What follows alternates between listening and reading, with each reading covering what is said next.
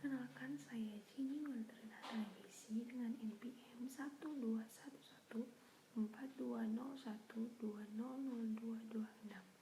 Dalam video ini, saya akan menjelaskan tentang Bisa dilihat bahwa manusia merupakan makhluk yang paripurna. Artinya, manusia bukan hanya memiliki kapasitas dan keterampilan yang tinggi untuk pemenuhan diri sendiri, namun siap juga menghadapi interaksi yang semakin kompetitif. Pemenuhan diri sendiri maksudnya adalah pemenuhan akan kebutuhan spiritual atau religi, kemudian kebutuhan sosial, kebutuhan biologi, bahkan sampai dengan kebutuhan psikologi.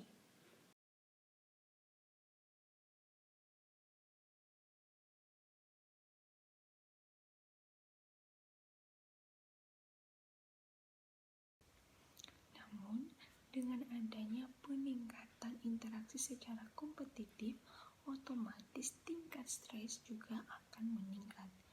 Dalam materi ini kita akan membahas terkait dengan mekanisme coping, di mana meliputi mekanisme respon psikologi dan mekanisme respon biologi, di mana kedua ini terbagi atas 3 bagian, yaitu eustress konstruktif, kemudian stres, dan kemudian distress yang merugikan.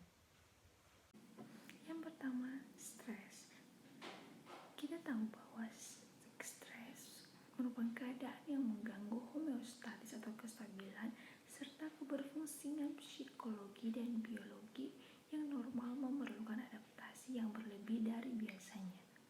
General Adaptation Syndrome menurut Hans Selye ada 3 tahap dalam tubuh merespon ancaman atau stres tersebut, yaitu yang pertama tahap alarm atau siaga, yang kedua tahap resistensi atau beradaptasi optimal dengan stres tersebut, kemudian yang ketiga tahap kelelahan. Ketika tubuh mengalami 3 fase tersebut, otomatis akan menimbulkan stres, yang dimana kita tahu bahwa stres merupakan respon non-spesifik terhadap tuntutan atau tantangan dari kondisi yang tidak menyenangkan. Bahkan yang menyenangkan atau eustress atau distress. Distress artinya stres yang merugikan. Poin yang selanjutnya yaitu eustress, di mana eustress ini bersifat konstruktif, lebih bersifat kognitif, kemudian lebih fokus pada penyelesaian masalah, kemudian lebih bersemangat, kemudian bisa mengabaikan hal-hal yang tidak relevan. Dalam artian eustress ini merupakan stres yang menguntungkan. Kemudian untuk distress merupakan kondisi yang tidak nyaman, gelisah, membuat seseorang itu menjadi menderita, kemudian lebih bersifat emosional dan tidak menguntungkan.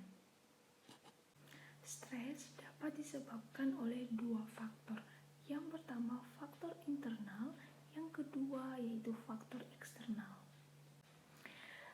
Yang pertama yaitu faktor internal, di mana faktor internal ini di mana stres ini disebabkan karena yang pertama kepribadian yang bersiko-stres, di mana seseorang yang tertutup, subjektif, atau seorang yang dengan istilah introvert atau pendiam, kemudian mudah tersinggung, memendam, berpikir yang negatif, kurang percaya diri, kurang mandiri, dan juga kurang sosialisasi.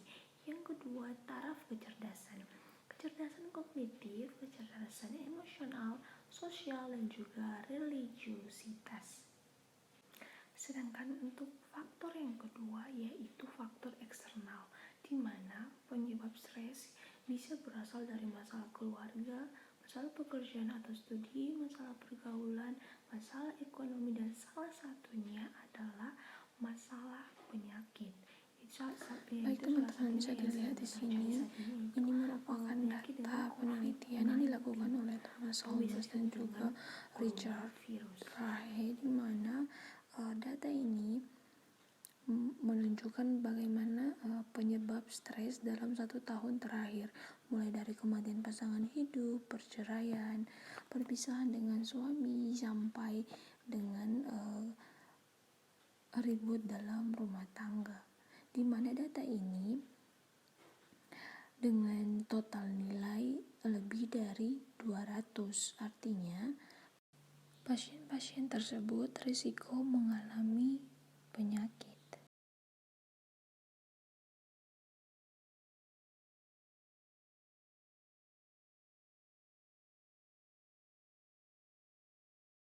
Kita masuk pada poin yang selanjutnya, yaitu mekanisme coping stress. Mekanisme coping stress terbagi atas 2 bagian, yaitu mekanisme coping biologik dan juga psikologi. Yang pertama, mekanisme coping biologi terbagi atas beberapa macam. Yang pertama, regio, kedua sistem saraf otonom, yang ketiga sistem saraf neurotransmitter, kemudian sistem endokrin dan juga sistem imun. Yang kedua, mekanisme coping psikologi, di mana terbagi atas 2 juga, yaitu disadari dan juga tidak disadari. Disadari meliputi solusi, di mana solusi secara sinkron. Kemudian untuk yang tidak disadari seperti stres berkurang atau juga bisa menjadi lupa. Yang selanjutnya yaitu distress, di mana seseorang dapat merasakan distress dengan berbagai gejala seperti perasaan tidak enak, tidak nyaman, perasaan tegang, tertekan, gelisah, gangguan tidur, tidak bisa fokus, kemudian cemas yang berlebihan atau depresi yang berlebihan, kemudian ada keluhan fisik, kemudian kualitas hidup menurun. Dari gejala di atas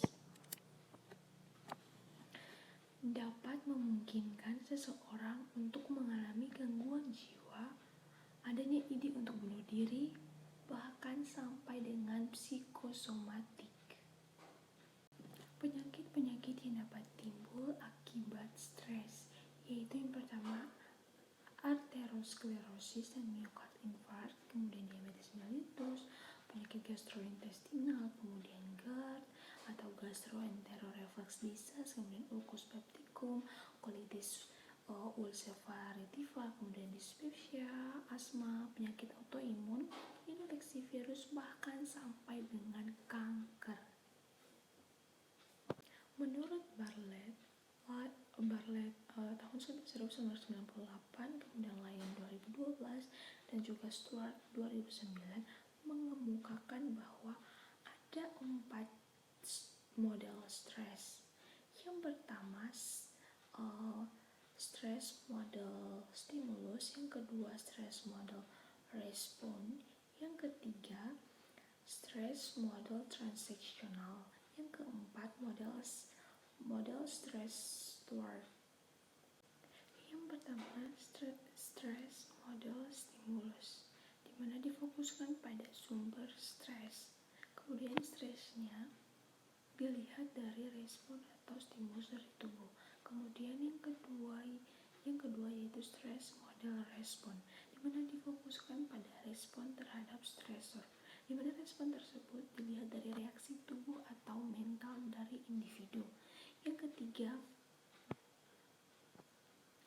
yaitu stres model transaksional, di mana fokusnya pada respon emosi dan proses kognitif dari seorang individu tersebut. Kemudian responnya dilihat dari interaksi manusia dan lingkungan di sekitarnya. Kemudian stres yang terakhir yaitu adaptasi stres model Stuart.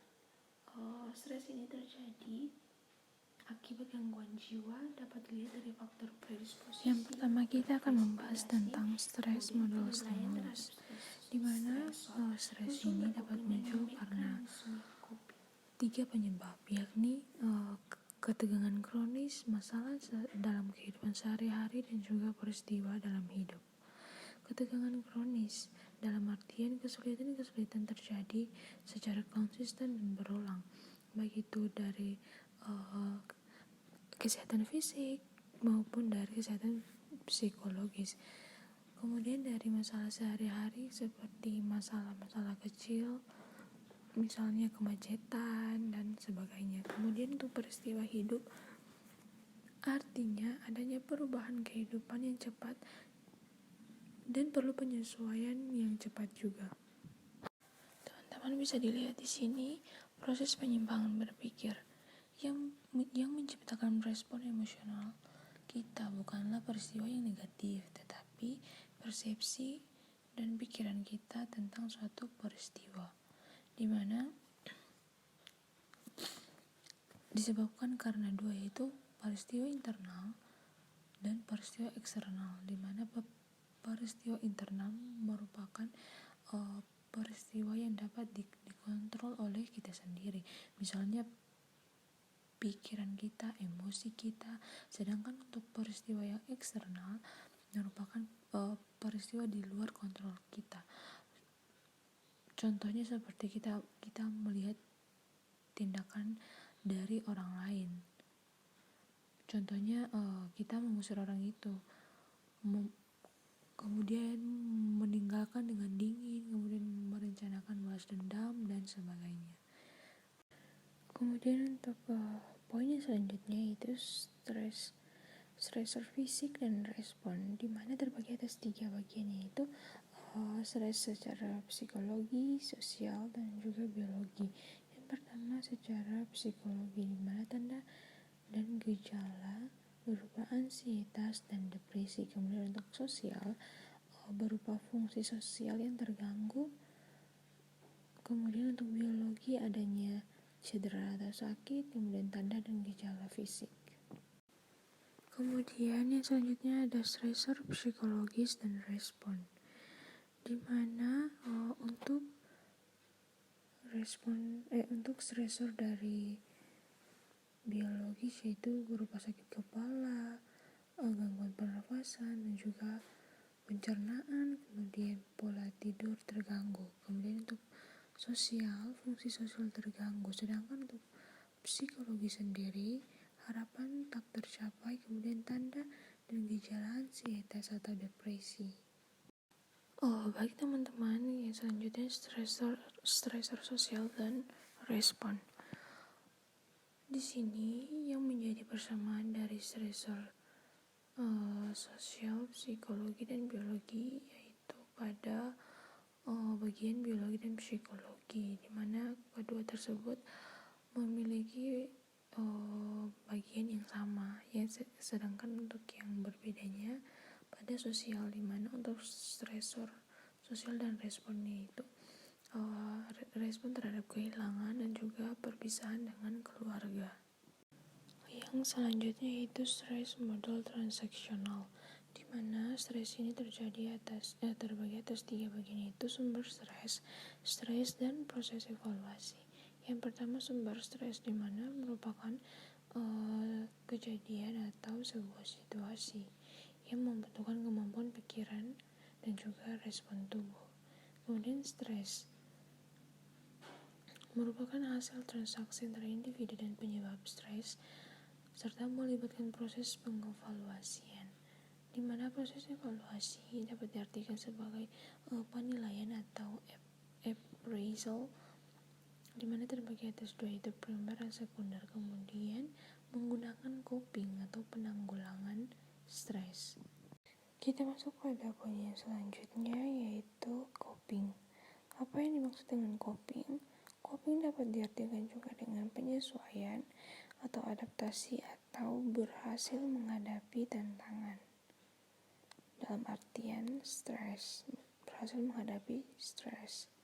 Yang selanjutnya itu mekanisme coping atau cara menghadapi stres.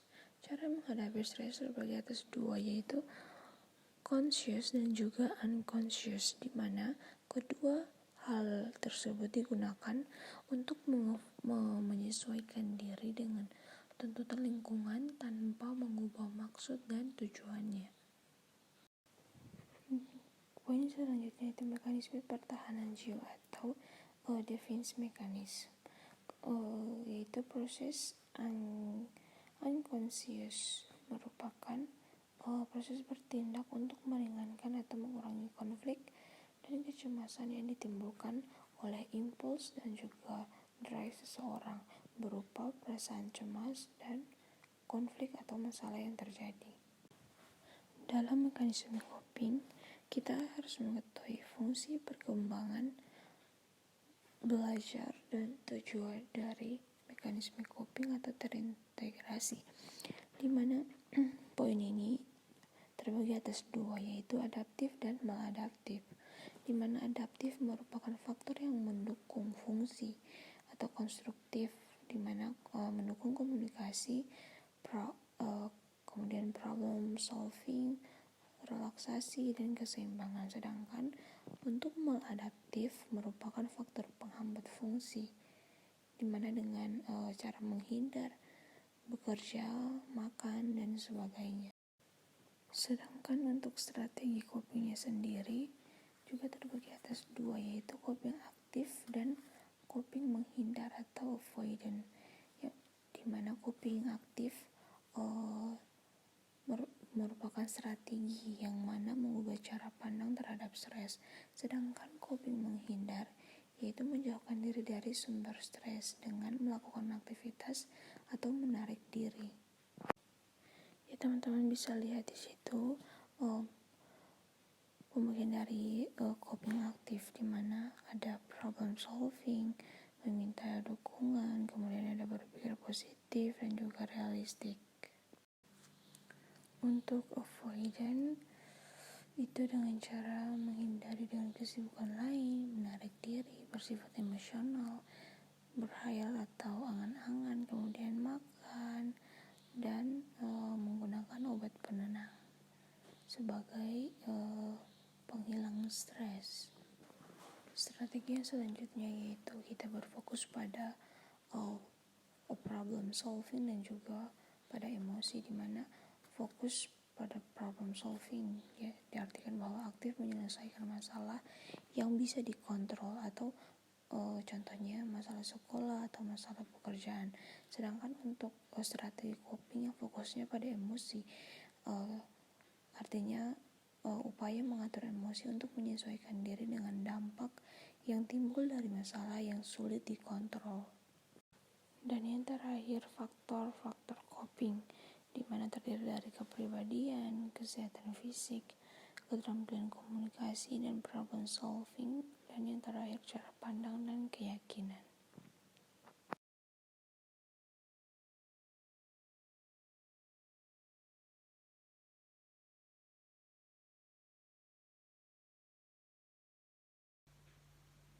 Sekian penjelasan singkat terkait dengan konsep stres dan mekanisme coping.